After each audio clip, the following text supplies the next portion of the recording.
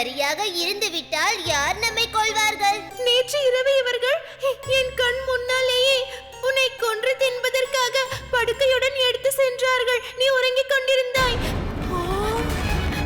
அடுத்தவனை கொல்வதால் மட்டும் ஒருவன் உண்மையான வீரனாக ஆகிவிட முடியும்.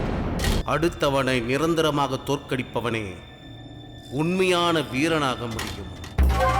இன்று இரவு 7 மணிக்கு ஜெய் வீர ஹனுமான். இங்க யார்ட்ட கொட்டுறது? எங்க அப்பங்கிட்டையும் எதையும் கொட்ட முடியாது. கிணத்துல விழுந்து சாவுன்னு சொல்றான். எல்லாம் ஒரு ரியாக்ஷனாவே காட்டுறான்.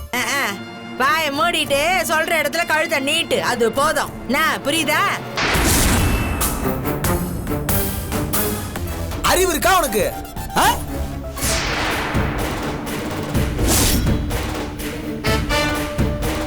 உன் பொண்டாட்டி பேச்ச கேட்டுட்டு கண்ட கண்ட பிராடு பள்ளியில வச்சுட்டு கூத்தடிச்சுக்கிட்டு இருந்த அப்புறம் இன்று இரவு 8:30க்கு கைராசி குடும்பம். அத்தை தொலைச்ச கடைசி பையன் தொலைஞ்சவனாவே இருந்தாதான் நல்லது. என்னானாலும் சரி, அவன் அத்தைக்கு மட்டும் திரும்ப கிடைக்கவே கூடாது.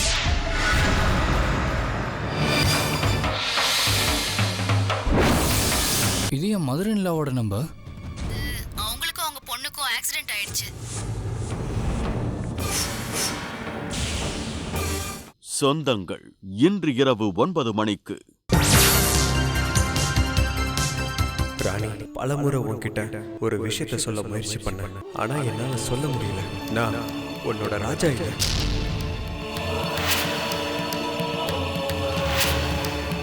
கரண் ராஜா இங்க இல்ல.